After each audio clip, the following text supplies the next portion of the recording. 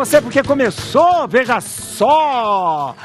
Bendita hora para o Brasil inteiro, ao vivo para você, o melhor programa que a gente tem à tarde. Pode procurar aí, procura nessas televisões todas, você não vai encontrar gente tão querida, tão amada, inteligente, bonita como você vai encontrar aqui. Isso, e também muito humilde nós somos. Muito humilde porque nós somos modestos e humildes.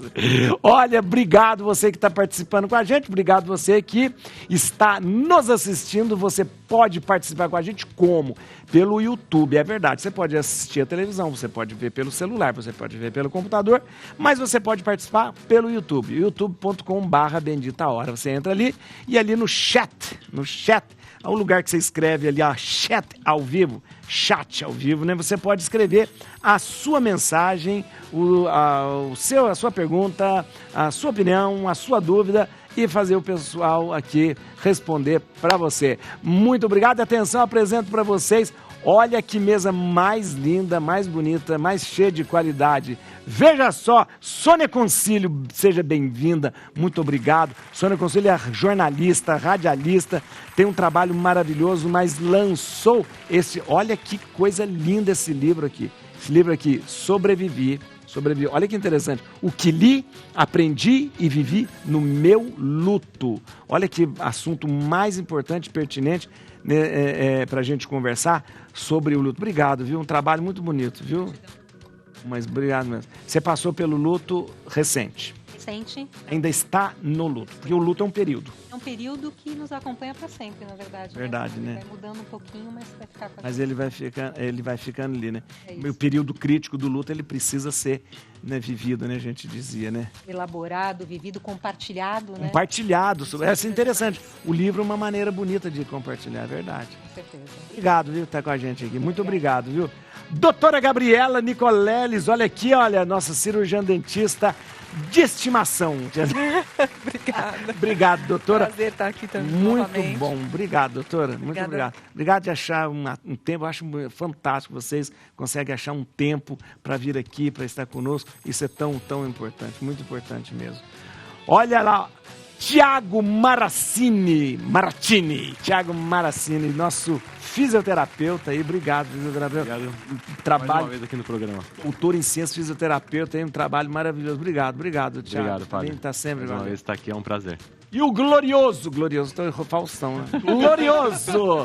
glorioso, Urian Fancelli. Olha aí, Urian Fancelli, obrigado, Urian. Prazer estar aqui. Urian, inteligente, uma lucidez, nosso cientista político, obrigado. Sempre nos deixa por dentro de tudo que está acontecendo e faz a gente entender. Obrigado por isso, viu? Também sempre, obrigado pela sua disponibilidade para estar com a gente aqui. Prazer sempre estar aqui, principalmente quando tem pessoal da área da saúde que a gente faz consulta de graça. É verdade. Eu também. Ian, Graça. todas essas perguntas que quando os médicos... O boleto chega no final do programa. Ele falou uma coisa que é verdade. Eu aproveito sempre as dúvidas que eu tenho, ó. Um amigo meu, mentira, tudo... Eu pergunto tudo no chat, né? Ó, perguntaram aqui no chat. Eu sempre... E olha que interessante, nós temos 2 aniversariantes aqui, ó. Veja só, a Sônia faz aniversário hoje, parabéns, Sônia. Obrigada. Olha, no dia do seu aniversário, ela deixou a festa lá, né? Parabéns. Muito bem. E olha aqui, gente, quem fez aniversário no dia 13 de maio, na verdade, parabéns, ó. Na verdade, ele chama Fátimo, mas a gente chama de Urian. Nossa Senhora de Fátima. Nossa Senhora de Fátima, ele nasceu no dia 13 de maio. 13 de maio, muito obrigado. Minha filha. Também é do dia Ah, 13. é? É do dia 13? É? Ela é Fátima? Não, né? Não. Ela é o quê? Como é o nome dela? O nome da minha filha? É. Como chama minha filha? Como assim? Cadê? Helena. Ai, que lindo o nome. A Helena nasceu no dia 13 também. 13 de maio. Foi uma... Olha. Na verdade, foi uma data comemorativa para Nossa Senhora de Fátima. Olha. Minha esposa devota. Eu tenho uma irmã chamada Maria Helena. Mentira, minha Não, mãe. é verdade. Minha mãe chama Maria Helena. Nossa, mãe. Olha esse nome. Aí, ó. E Maria Helena é um nome, a gente cantava sempre, eu cantava pra mãe, uma das primeiras músicas que eu aprendi a tocar no violão foi um bolero chamado Maria Helena. Aí. Maria Helena és tu, a minha inspiração. É bonito um bolero. Conhece esse bolero? Não, um bolero muito antigo. Vamos lá. Mês dos taurinos. É isso. Nosso pensamento do dia: e que a sua coragem seja maior que o seu medo. Olha que interessante, que a sua coragem seja maior que o seu medo. Sempre vi umas mensagens assim de coisa, agora eu sempre percebo essa mensagem, não é de piada, não é de piada, não. Que essa coragem seja maior que o seu medo. Muito bem, quer falar alguma coisa? A coragem, principalmente agora, por esse momento que o Brasil está passando, né? É verdade. Então, acho que é isso que essas pessoas, principalmente do Rio Grande do Sul, elas precisam ter agora, muita coragem e pensar que as coisas vão melhorar. Coragem e medo é diferente, né? É diferente, mas eu acho que eles se somam, padre, porque eu acho que a gente também não pode ter medo de ter medo, porque ele nos fortalece. Né? Tem uma frase, juntando com frase aqui que eu gosto muito, que diz assim que a gente só sabe a força que tem quando ser forte é a única opção. Então, mesmo com medo, você se fortalece, né? Eu tenho uma dúvida. Tem coragem sem medo?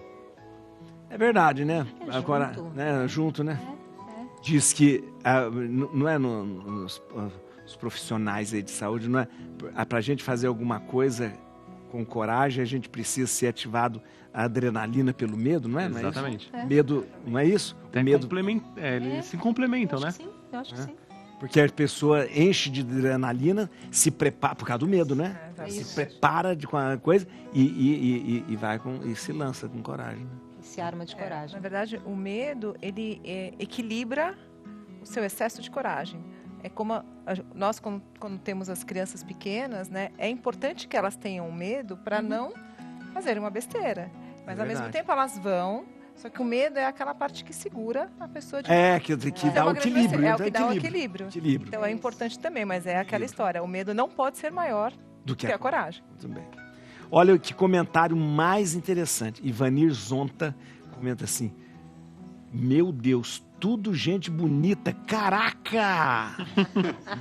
Não, esse comentário é muito bom. Olha, MSS, sensacional programa, bendita hora. Gelivane, um abraço aí, Gelivane participando com a gente. Hoje a gente comemora o Dia Internacional da Convivência em Paz. Eu nem sabia que existia esse dia.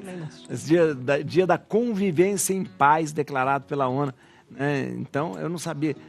Entendendo que constitui um compromisso, né, de a gente ficar e promover a cultura de paz e não violência, né? Em todas as esferas, né, da sociedade aí, né, especialmente crianças e gerações que vão vir, né? E, diante disso, então, vamos fazer a nossa enquete.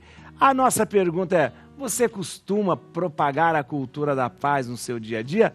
Sim ou não? Atenção! Sim ou não? Você no @programa Bendita Hora, que é o Instagram oficial do programa, você costuma propagar a cultura da paz em seu dia a dia? Uma das bem-aventuranças é: bem-aventurados, felizes os que promovem a paz. Promovem a paz. E eu vou dizer para você, antes de você responder, quem faz fofoca não promove a paz. Não promove cultura de paz. Promove a discórdia. Discórdia. Então, não vem falar, eu fiz uma fofoquinha. Não promove. Então, quando você responder, você tem essa coisa, porque essa coisa de cultura de paz é uma coisa que a gente, às vezes, parece que está muito longe, mas dentro de casa a gente pode, de repente, viver.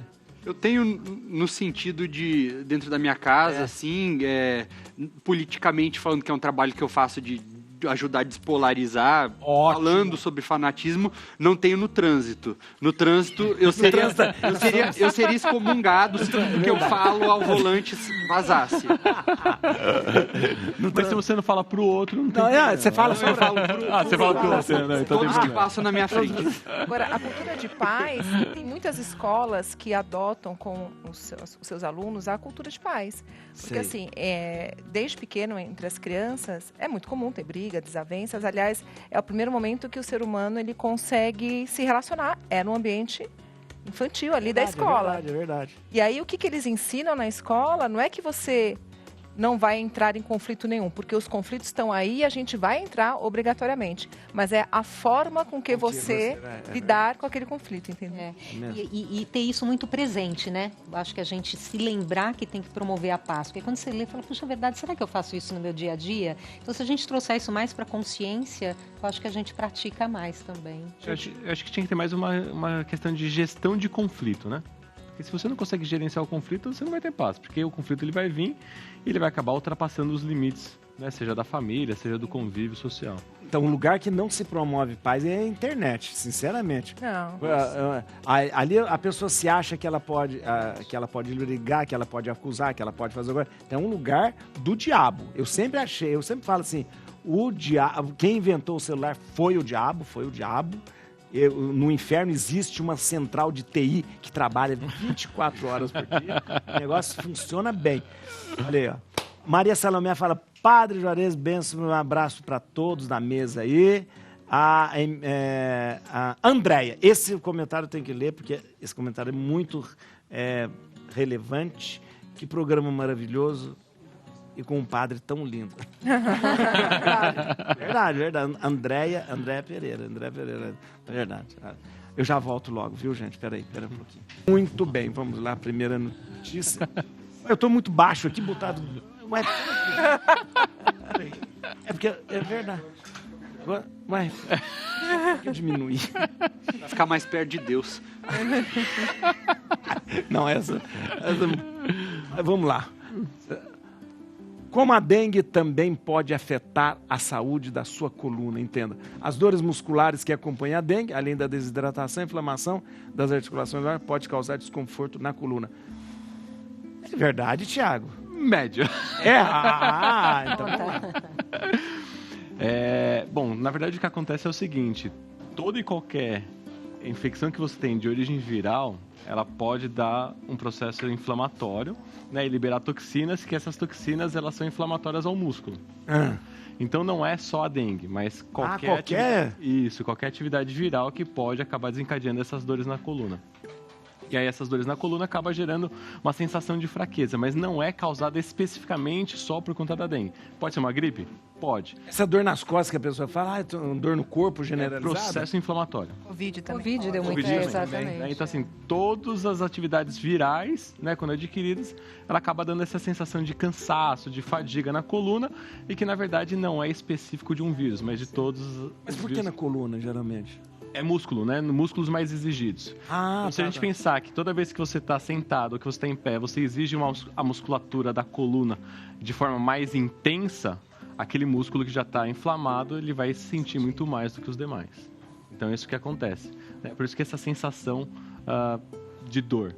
Né? Além disso, você pode também a artralgia, né, que é o processo de dor na articulação, que alguns vírus são mais característicos. Dengue, eles falam que dá dor nas juntas, né? Isso, porque dá o processo inflamatório na articulação. Alguns vírus, eles têm capacidade de passar também a barreira do músculo, né? Ou seja, o músculo tem uma membrana, ele passa e ele gera mais inflamação ainda. Se ele passa a barreira do músculo, ele vai chegar no que tem dentro, né? Na célula que tem dentro do músculo ali. É mais dor. É mais dor. E depois que passa a doença, fica algum resquício dessa? Fica porque o processo inflamatório ele demora, né? E toda vez que você tem inflamação, você tem lesão. Então, se você tem lesão, você precisa de recuperação. E o processo de recuperação ele pode demorar um pouco mais. Isso vale também pro coração, que é o músculo. Coração também. Alguns vírus podem cometer o coração. A Covid podia. Então, eu ouvi de um médico, falando, um médico conhecido, que muita gente falava, a vacina está causando problema no coração. Mas é o contrário. Você é infectado com vírus e aí você pode ter uma inflamação no coração por conta desse vírus. Então foi o vírus da Covid ou de uma gripe ou de qualquer coisa, e não a vacina em si. Quando eu tive Covid, eu não tive muito sintoma nada, mas logo depois, a minha cardiologista, a doutora Alessandra, ela falou, olha, a gente tem que ver o coração por causa disso, para você ver se não atingiu e não deu uma miocardite, uma coisa assim, uma miocardite. E aí eu fiz aquele monte de exame para saber se não tinha, mas por causa disso, o coração como um músculo é interessante, ele pode ser atingido. Então, qualquer músculo, na verdade, pode ser acometido. Interessante. Você teve Covid? Teve dengue? Não, já teve dengue? Não, nunca tive. Não. Ninguém teve dengue? Já tive. Teve? Já tive. Tive há 6 anos atrás. Eu já tive há muito tempo também atrás. É muito ruim. É bem dolorido. Não, né? Não. Dói bastante. Dói, né? Eu tive muita dor de cabeça. Dor de cabeça, engraçado. Dor muscular não tive tanto, não, mas dor de cabeça eu queria morrer. Eu tive dor muscular, mas muito mais na região abdominal e lombar do que outra parte. Que coisa, Nossa Senhora. Não. Mais uma notícia aqui pra gente ver. Xi Jinping estende tapete vermelho a Putin em meio aos avanços russos na Ucrânia. O presidente da Rússia, cuja delegação inclui altos funcionários da Defesa e Segurança, foi recebido por Xi no grande salão do povo de Pequim, com todo o esplendor militar. Gente, presidente da Rússia... Ditador, né? Ditador, né? Os dois. Os dois. É verdade, os dois, né? Os dois se merecem. Putin está há 25 anos no poder quase e tem um mandado de prisão contra ele do Tribunal Penal Internacional por conta daquela deportação de crianças ucranianas para a Rússia. Então existem 124 países no mundo que se ele pisar ele vai preso. O Brasil é um deles. O Brasil é um deles. A China não é um desses países e ele foi para lá agora para fazer uma visita, para mandar uma mensagem para os países ocidentais, os países que apoiam a Ucrânia, de que a China e a Rússia vão estar mais próximas do que nunca. Logo, alguns dias antes da invasão ilegal do Putin à Ucrânia, os dois líderes fizeram um anúncio dizendo que teriam ali uma parceria sem limites estratégica. Eles se encontraram já mais ou menos 43, 44 vezes. 44 vezes? Nossa, mãe. E é um noivado já, né? Nossa, mãe. E a China é o país que tem ajudado a Rússia a sobreviver àquele estrangulamento ocidental das sanções. Então, ela basicamente escolhe quanto que ela quer pagar pelo petróleo, pelo gás russo. Tem ajudado, quando aquelas empresas ocidentais saíram da Rússia, né, como parte das sanções também, várias empresas chinesas entraram no lugar. E a grande preocupação é que a China passe a exportar também armamentos para a Rússia. Aí é o problema. É problema. Oriana, mas qual o interesse para a China isso? É bom ter a Rússia junto ao lado e criar de novo esse espectro, esse fantasma da Guerra Fria? Tem é importante? Alguns motivos, né, pelos quais a China acaba fazendo isso também. Um deles é que a Rússia contesta essa ordem internacional, é quase como se eles não gostassem que os Estados Unidos mandassem em tudo. Sei. Então, a Rússia é um país que questiona isso, a China vem e aproveita que tem outros fazendo isso, então se unem para fazerem isso juntos, com mais força. A China, ela tem um interesse também em retomar Taiwan, então voltar a anexar Taiwan. E com o apoio da Rússia? Com o apoio da Rússia também, e entende que um apoio ocidental na Ucrânia, será que haveria também um apoio em relação a Taiwan? Então é por isso até que o Ocidente precisa continuar ajudando a Ucrânia a se defender, para mostrar para a China que não vai ser muito bem aceito se o mesmo acontecer em Taiwan. E também porque a China tem, historicamente, ao longo dos milênios, a gente fala de China, a gente não pode falar de semanas, dias, meses, nem séculos, é milênios. Ela tem aí uma posição que ela acha que ela deveria conquistar no mundo, então está aproveitando disso para perseguir seus próprios interesses de ocupar essa posição de protagonismo mundial. Tem até o Belt Road, né, deles, que eles têm o objetivo de ligar, né, toda a Ásia com a África e a Europa na distribuição de gás, né, produtos como um todo, e esse é o objetivo deles, né? Ser um forte centro de distribuição de tanto insumos quanto material. Porque a China já tem praticamente a China já se tornou o grande potência por causa capitalista, assim, exportando para o mundo todo, fazendo no mundo todo. Ela já tem esse poderio econômico, né? Tem um poder econômico, mas para o país se tornar uma superpotência, ele precisa também de um poder de influência. E foi muito bem lembrado pelo Thiago que essa iniciativa da nova Rota da Seda chinesa, ela tem como objetivo investir em infraestrutura em vários países. Então pega lá um monte de países em desenvolvimento, países mais pobres, e começa a ajudar esses países a financiar obras, que são obras que movimentam a economia desses lugares, que geram empregos, mas é um interesse final aí de ter todos esses países debaixo do seu guarda-chuva de zona de influência. O Biden lá engrossou com a questão dos carros elétricos lá da China, lá, né, porque é uma influência também. E nós comprando carro elétrico.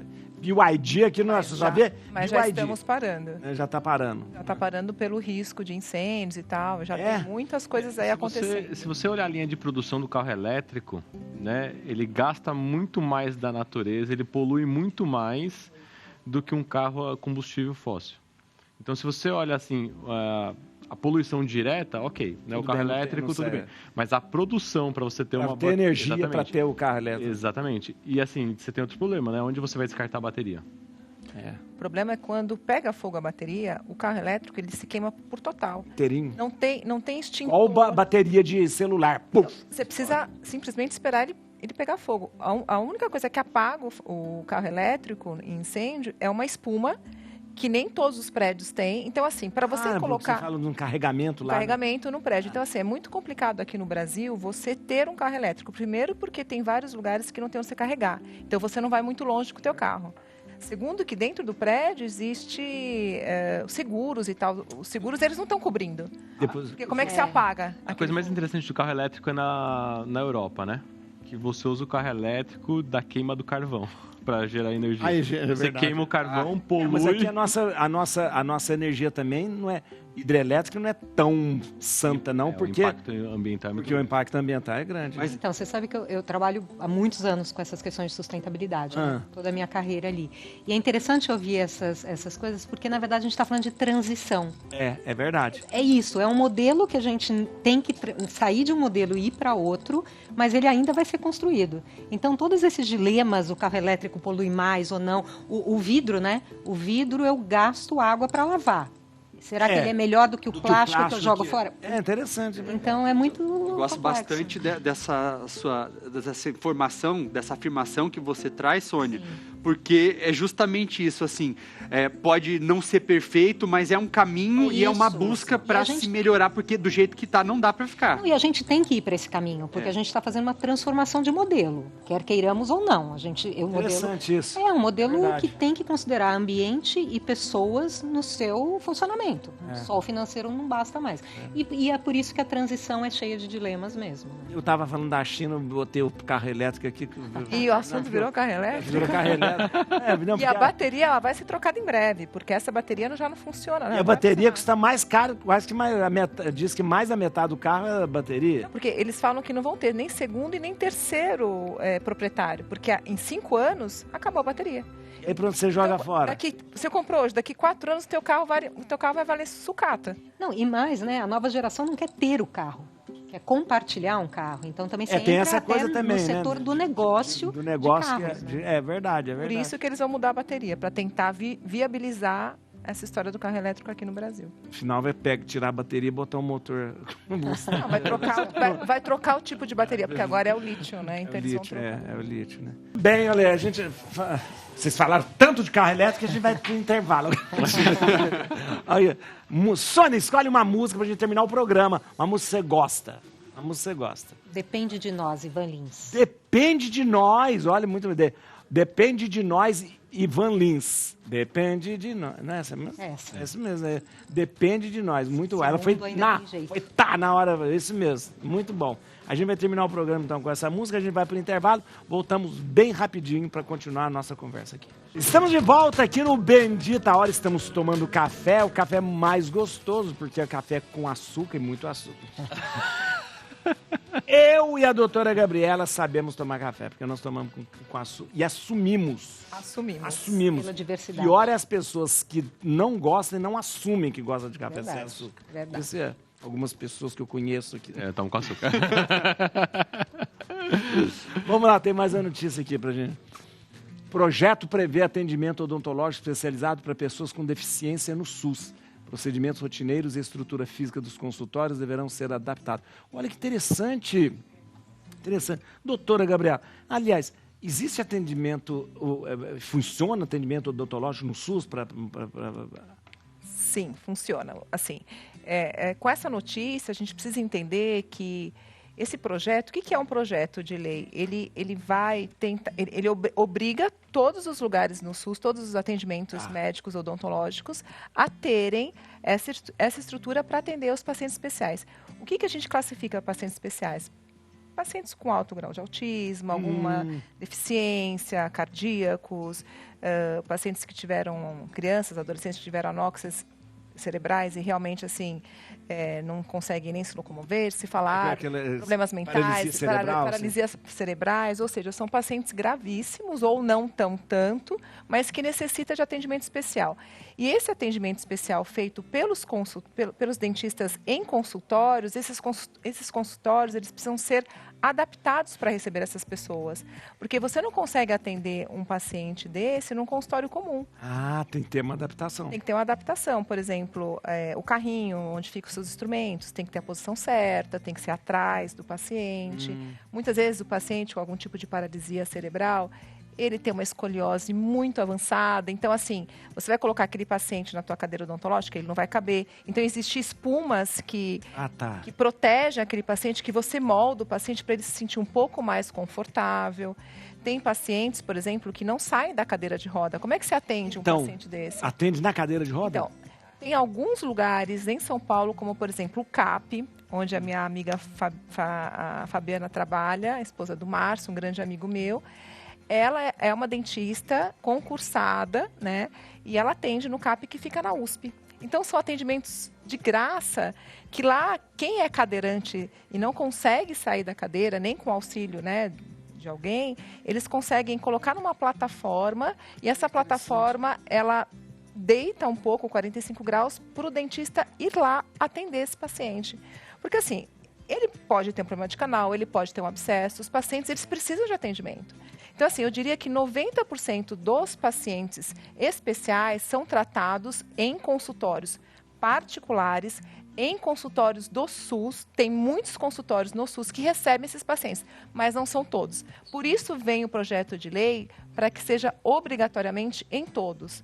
Então, assim, em Barueri a gente tem lugares no SUS que, inclusive, os dentistas eles são concursados para atender esses pacientes. E a gente vale lembrar aqui também que os dentistas que atendem esses pacientes, eles precisam passar por uma especialização de atendimentos a pacientes especiais. Porque eu, como dentista, clínica geral, eu até consigo atender alguns pacientes que têm um grau de autismo pequeno, mas um grau de autismo nível 3, não. Então, assim, são dentistas que passaram por uma especialização, e que precisa ter um ambiente adequado para atendimento daqueles pacientes. Interessante, interessante.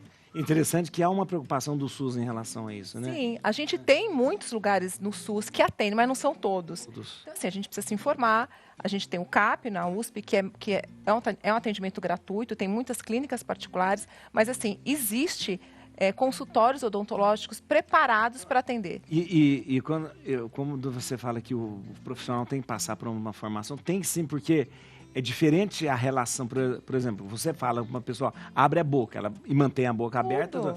Agora, de repente, uma pessoa que não tem toda... É uma questão, assim, emocional e de técnica também. São outras técnicas, são outros tipos de...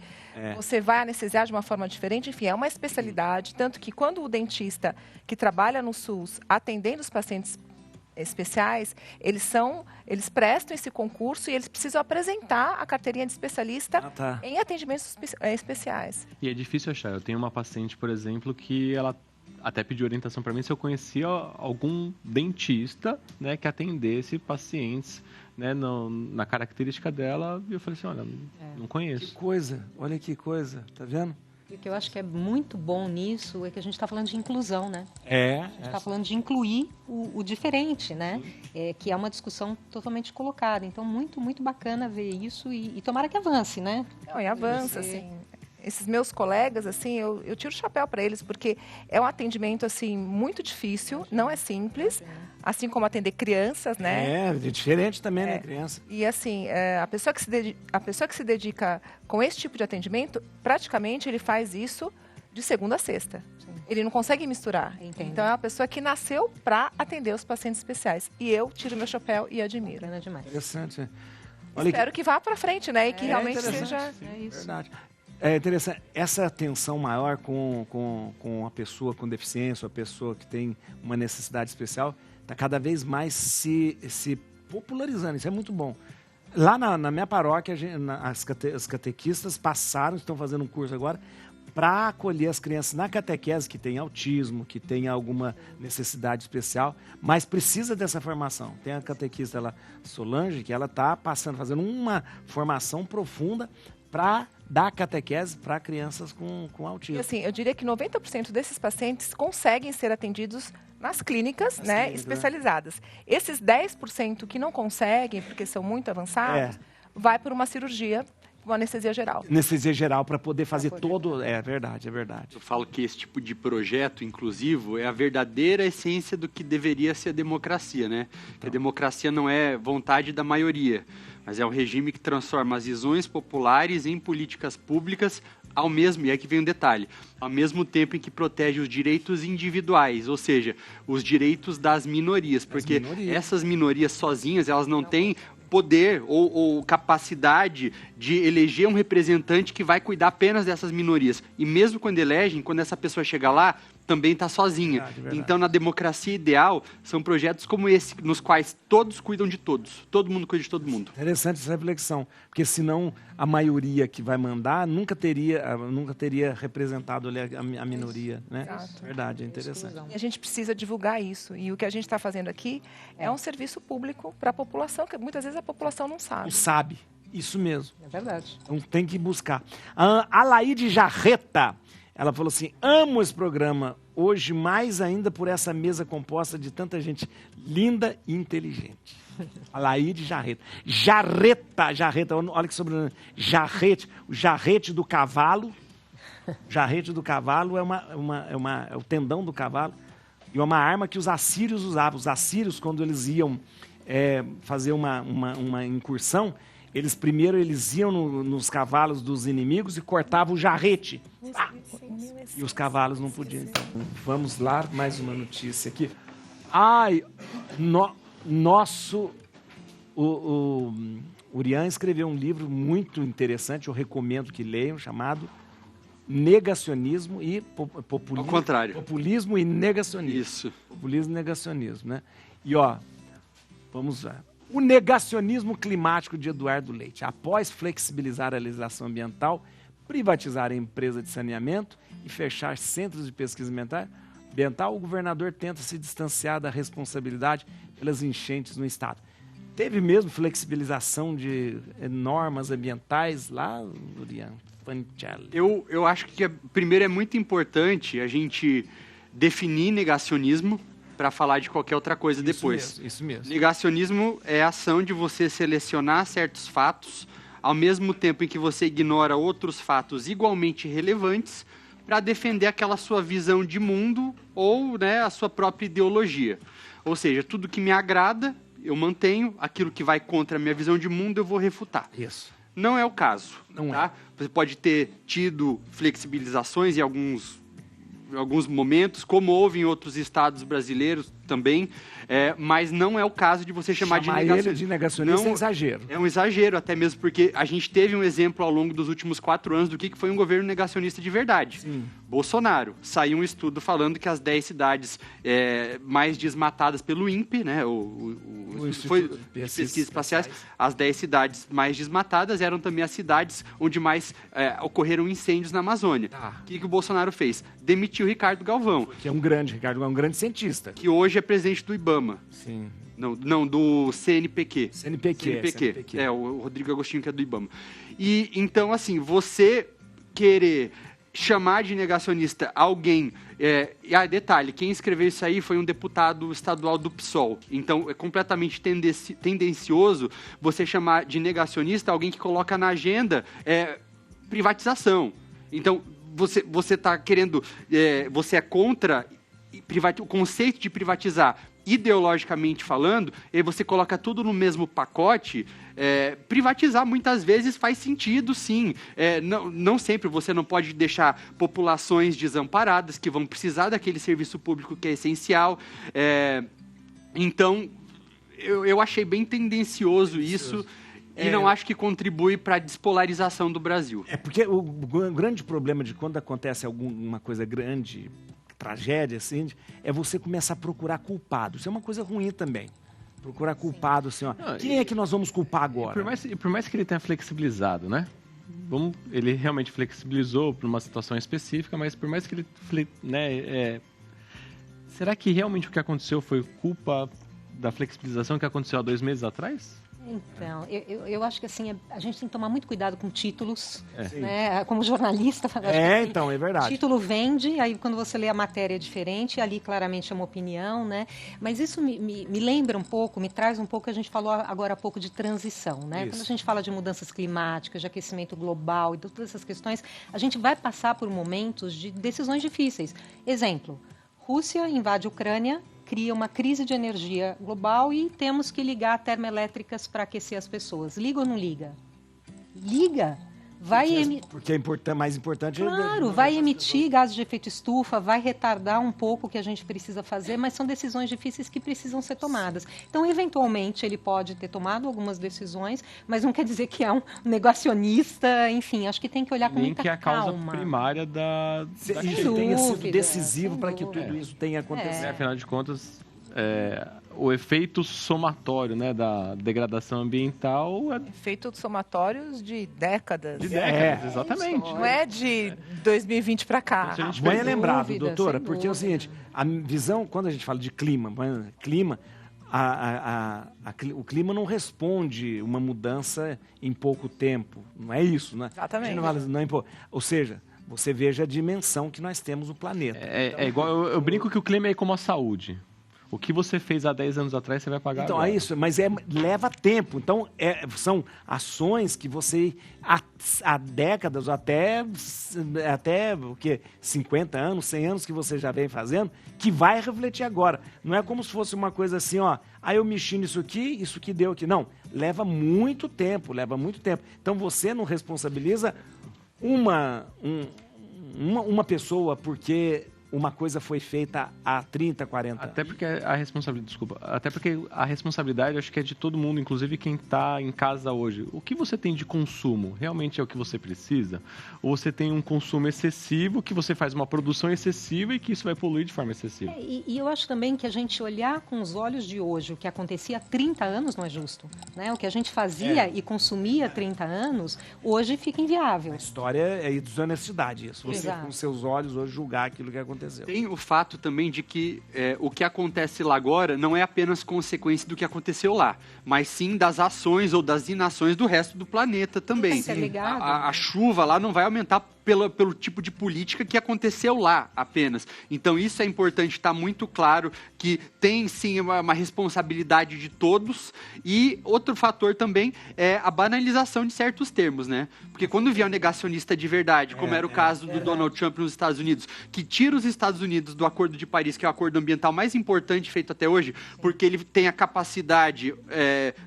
a coragem do absurdo de fazer um tweet falando eu não acredito nas mudanças climáticas porque está fazendo frio hoje, porque está nevando, ele já fez isso.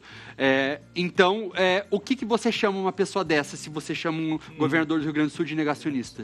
A banalização dos termos é de repente começar, como de repente a gente começa a falar para chamar qualquer coisa de qualquer conceito, é uma coisa muito séria para ser usado, né? Os conceitos, né? Mais uma notícia...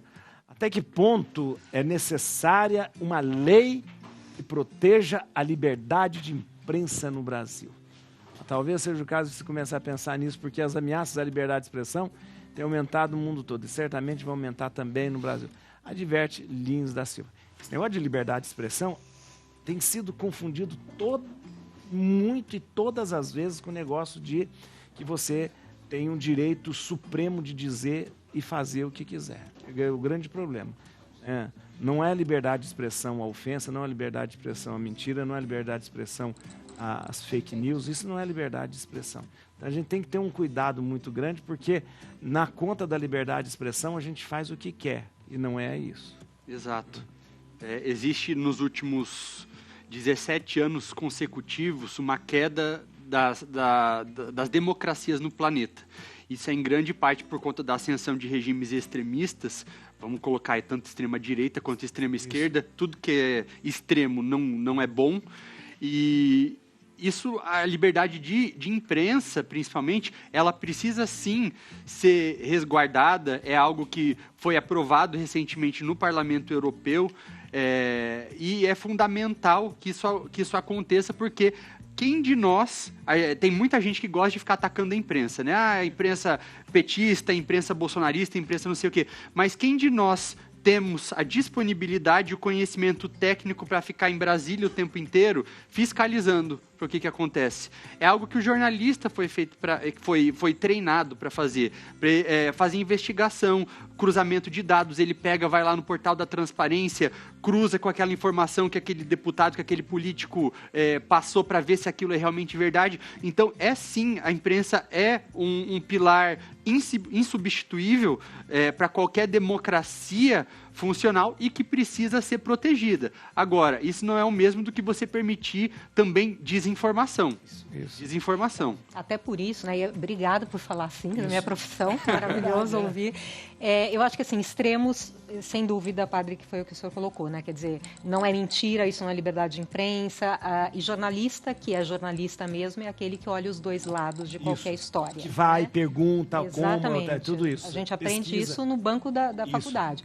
O que eu gosto de leis é que elas são independentes de pessoas, independentes de governos, né? Governo entra, governo sai, e uma lei pode garantir. Só que tem que ser feito com muito cuidado, né? Eu acho que aí é a discussão do que estaria sendo colocado ou não dentro disso. Agora, liberdade de imprensa é liberdade de expressão, né? O respeito às fontes, o jornalista tem direito. Isso, tem direito, isso mesmo. Não tem que revelar as fontes que deram a informação a ele. E tudo isso é jogo democrático, né? A imprensa ajuda nisso. Eu acho importante a gente falar isso e trazer de novo o assunto, porque nós estamos vendo aí uma consequência das fake news, das mentiras, que estão impactando nesse momento de tragédia no Rio Grande do Sul. Tá? Ou seja, resgate, o trabalho dos voluntários está sendo prejudicado justamente por causa das fake news, por causa das mentiras e que precisa ser combatido.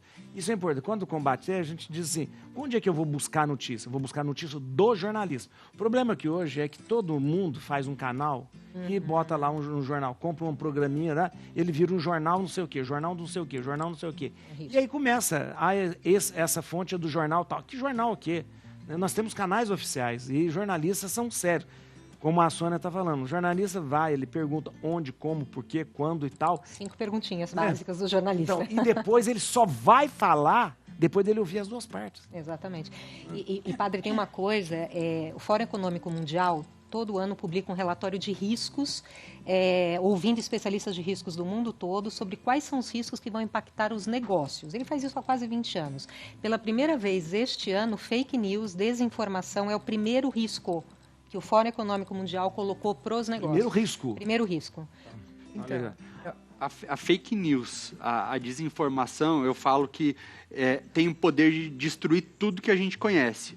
Porque destrói o meio ambiente quando você espalha fake news sobre a não existência das mudanças climáticas ou que o homem esteja acelerando, destrói a saúde, como a gente viu no caso da pandemia, quando você nega a gravidade de uma doença, e destrói a nossa organização social por meio da política, quando você ataca, por exemplo, um sistema eleitoral que comprovadamente funciona. Então, é tudo aquilo que a gente precisa para sobreviver.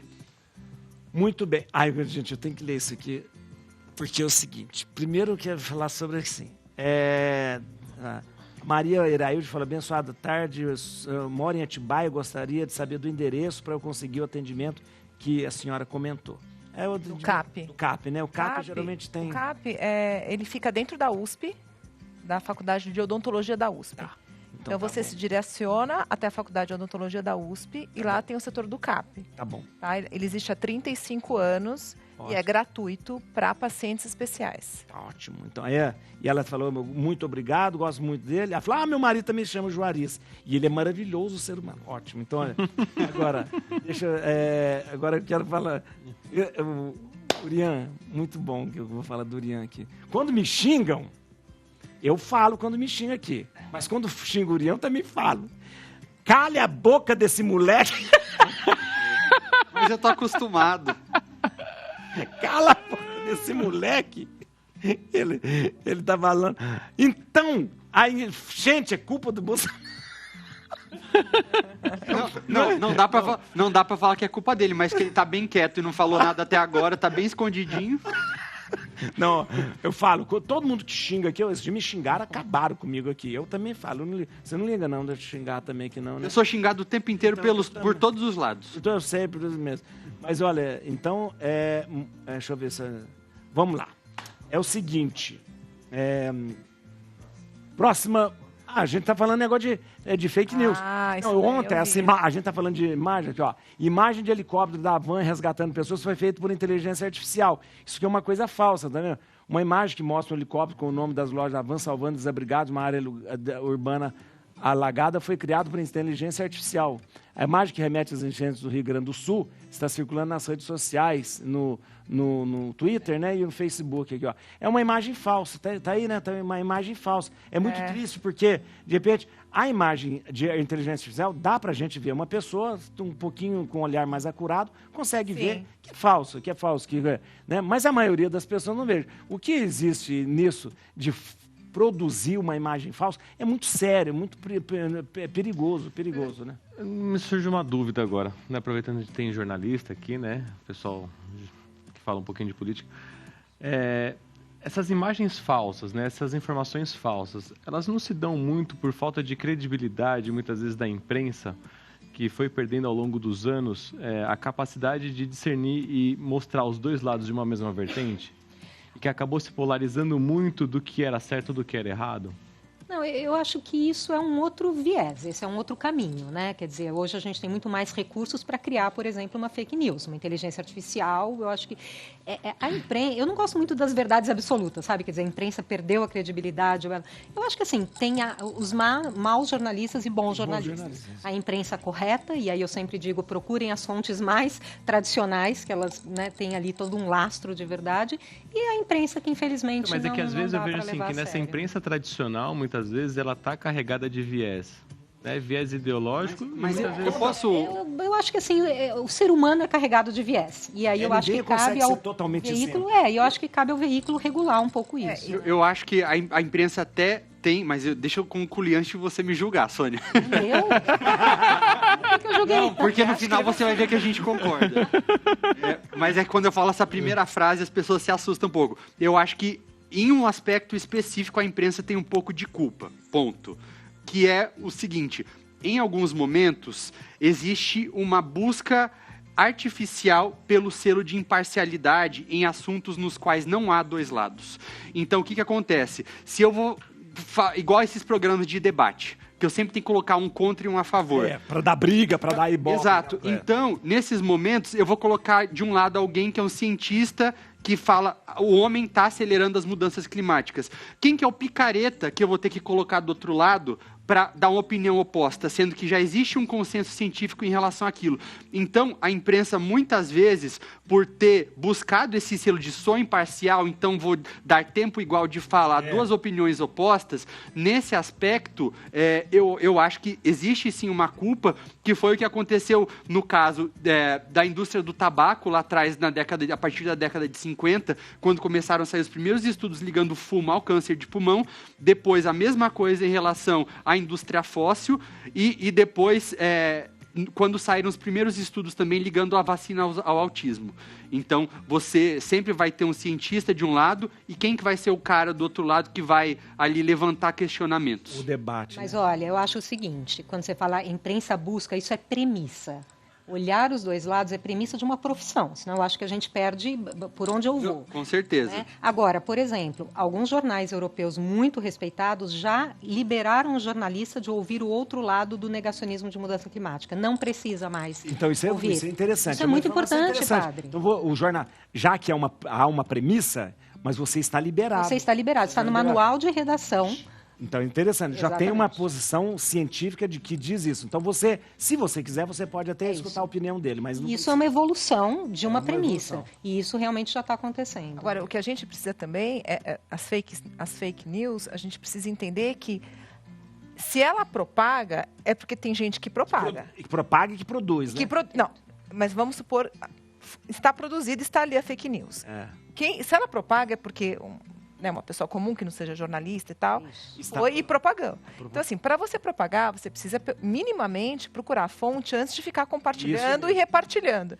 Porque, no final, você coloca ali uma notícia. Qualquer um pode colocar. Uma criança pode colocar uma fake news, uma criança pode fazer uma fake news de inteligência artificial.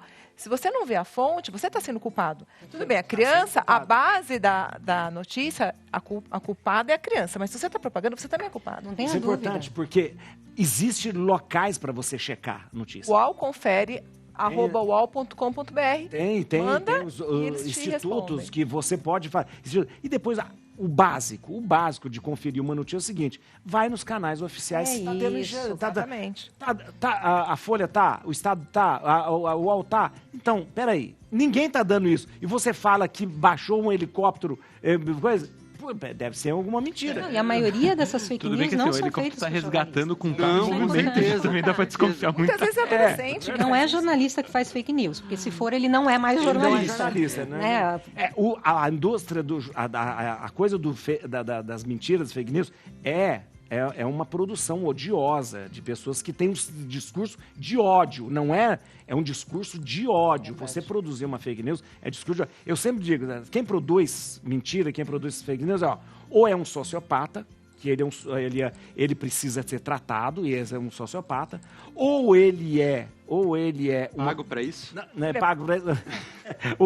Além de ser, ou ele é uma pessoa que tem desvio de caráter, e aí ele precisa de conversão, ou eu geralmente digo, ou é um recalcado sexual, que aí eu não posso dar a solução, porque eu não posso falar no ar o que a pessoa tem que fazer. Ou é um adolescente que está brincando com a... Mas é um desvio, de ódio, né? Eu concordo. É um discurso de ódio, Você tem artigo científico, a gente tem revistas que são degradadoras, né? Que elas acabam não trazendo a verdade de um estudo. Então, quem dirá... E o pior é que quando sai uma imagem dessa, o desmentido nunca vai ter o mesmo efeito da primeira imagem. Isso é verdade. Acabou o programa. A enquete. Resultado da enquete aqui, olha, vamos lá. A pergunta nossa... É verdade. Você costuma propagar a cultura da paz no seu dia a dia? Muito bem, e foi assim. Nosso resultado foi 89,8% diz que sim. O mundo está salvo, então. Que bom. Olha aí, ó. Mandar o público da Rede Vida para a ONU. 10,2%. Peraí. Não, peraí, tá aumentando isso aqui, ó. 91,1% sim. E 8,9% não. Resultado, mas ele tenta. Olha que beleza. Nossa, eu acho que nós ficamos no céu. No céu. Põe a música. Atenção, depende de nós, Nossa, Ivan Lins, olha. Sônia, muito obrigado. Gratidão. Muito obrigado. Adorei. Que bom, que gostoso você ter vindo, foi muito bom. Obrigada. Você vai voltar mais vezes aqui, muito bom mesmo, viu? Olha, você segue a Sônia no Instagram pelo @sustentabilidade _by _me. Olha, e eu quero recomendar o livro para vocês. Todo mundo já passou por um momento de luto. Às vezes o luto não é só a morte de alguém, mas o luto é a perda de algo muito importante. Eu acho que deveria. Muito obrigado, viu? Doutora Gabriela Nicoleles, muito obrigado. Obrigada, nossa, que bom. Atenção, você vai seguir a doutora Gabriela no @doutora Gabriela Nicoleles Dentista. Nicoleles é com 2 L's, viu? E também no Instagram, @ClínicaGen. Obrigada. Muito obrigada por essa tarde deliciosa. Muito obrigada para vocês também. Obrigado. Thiago Maratini, @Maratini _ fisioterapeuta. Pode seguir aí, ó. E no Instagram, @stroke.fisioterapia. Stroke de derrame mesmo, por recuperação, né? Exatamente. Stroke. Assim que surgiu a empresa, a gente está em processo de transição. Logo tem um novo nome aí pra gente. Que beleza. E... Tem que calar a boca desse menino. Não, eu queria muito ser chamado de menino, moleque, porque é muito bom. Elogio, né? Elogio. É uma bronca, ao mesmo tempo é um elogio, né? Olha, @Urian Fancelli. Atenção, Urian Fancelli. Ele chama Urian, mas não tem um tio. Urian Fancelli, vocês podem seguir e pode xingar ele. Pode xingar, aumenta o engajamento. Verdade. É bom. Imagina lá. Obrigado a vocês. Amanhã eu volto meio-dia com você aqui na Rede Vida, pro Rosário da Vida. Deus abençoe vocês. Depende de nós, se esse mundo ainda tem jeito.